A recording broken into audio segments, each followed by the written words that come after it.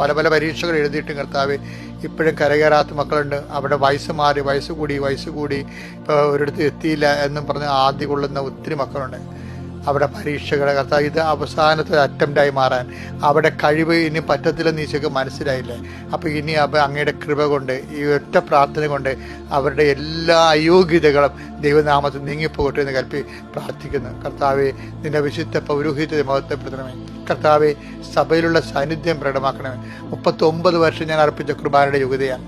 കൃപാസ്ഥാനത്താറെ ജീവനുടെ പ്രത്യക്ഷ മാതാവിൻ്റെ മധ്യസ്ഥത്തിൽ കരയിലും കടലിൽ ഞാൻ അർപ്പിച്ച പല സുവിശേഷ വേലകളുടെ ശുശ്രൂഷകളുടെയും അടിസ്ഥാനത്തിൽ പ്രാർത്ഥിക്കുന്നു. ദൈവത്തിൻ്റെ കാരണം നിങ്ങളെ ആവശ്യിക്കട്ടെ. നിങ്ങളുടെ ഭവനരഹിതരായിട്ടുള്ള മക്കളെ സംബന്ധിച്ച് പ്രാർത്ഥിക്കുന്നു. അതുപോലെ തന്നെ ജോലി രഹിതരായിട്ടുള്ള മക്കളോട് പ്രാർത്ഥിക്കുന്നു. ചിലവരിക്കുന്ന ജോലിക്ക് മേൽഗതി ഇല്ലാത്തവരുണ്ട്. കർത്താവ് പല പല ജോലികൾ, ചെറിയ ജോലികളും സ്വന്തമായിട്ട് സ്വയം പ്രേരകമായിട്ടുള്ള സംരംഭങ്ങൾ, ബ്യൂട്ടി പാർലർ നടത്തുന്നവരുണ്ട്.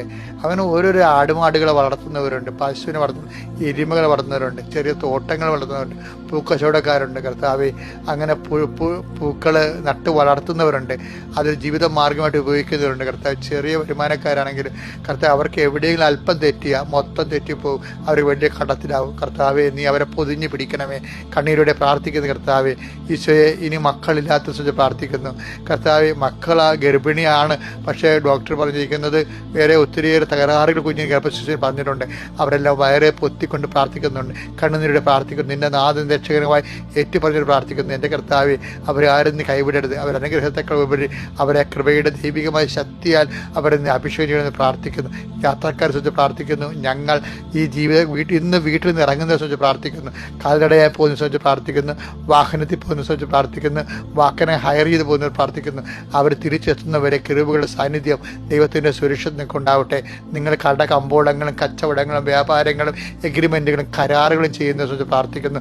അതെല്ലാം പാലിക്കപ്പെടുവാനും അതെല്ലാം നിങ്ങൾക്ക് അനുഗ്രഹമായി മാറുവാനും പ്രാർത്ഥിക്കുന്നു. കർത്താവ്, പണം കയ്യിൽ നിന്നും മോശം വന്നിട്ട് അന്യാധീനപ്പെട്ടു പോയി മറ്റുള്ള കൈകളകപ്പെട്ടിട്ട് തിരിച്ചു കിട്ടാത്ത അവസ്ഥയിൽ വിഷമിക്കുന്നവരുണ്ട് ഈശോയെ. അതിൻ്റെ പേര് വീട്ടിൽ ഭയങ്കര വഴക്കും അസമാധാനം അനുഭവിക്കുന്നവരുണ്ട് ഈശോയെ. ഭക്ഷണം പോലും കഴിക്കാത്തവരുണ്ട് ഈശോയെ. എന്ത് ചെയ്യുമെന്ന് അറിയാൻ വളരെ ഇറങ്ങി പോയി കളഞ്ഞാൽ മതി എന്ന് ചിന്തിച്ച് തലക്ക് ഭ്രാന്ത് പിടിക്കുന്നുണ്ട് ഈശോയെ. അവരെല്ലാം സംബന്ധിച്ച് പ്രാർത്ഥിക്കുന്നു.